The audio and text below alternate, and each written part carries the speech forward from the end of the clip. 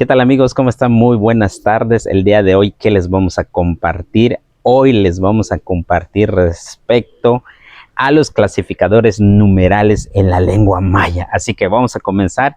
Bueno, primero vamos a ver el que es para contabilizar cosas u objetos.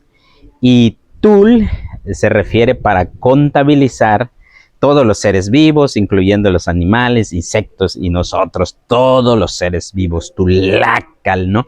Y por último tenemos kul, que es para contabilizar también todas las plantas, ya sea hierba, árboles, arbustos. Entonces, vamos a ver como por ejemplo, podemos decir, el mis, por ejemplo, el mis, que es una escoba, el bashal, dos juguetes, puedo decir oshp el tunich, tres piedras, camp el shanab, camp el shanab, cuatro zapatos, hop el nok, por ejemplo, ya hasta me costó, hop el nok, que significa, pues bueno, 5 ropas, ¿no?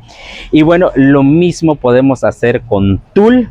En ese caso, tul, recuerden que es para contabilizar todos los seres vivos. Entonces puedo decir juntul mac, una persona, katul pek, 2 perros, oshtul tsimin, cantul can, por ejemplo, cantun cal, que son 4 culebras, jotul cash, Tulcash, que significa pues 5 gallinas. Entonces ese sería.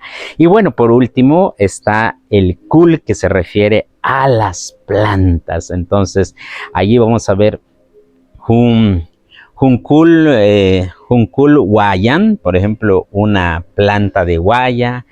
Kaakul ik, 2 plantas de chile. Oshkul pak, que 3 plantas de tomate. Cancul haas, que son 4 plantas de plátano. Y por ejemplo, Hokul pakal, que en este caso que está con nosotros atrás. Entonces amigos, espero que les haya gustado este video. Compártenlo. Los invito también a que vean en mi canal de YouTube y así en TikTok.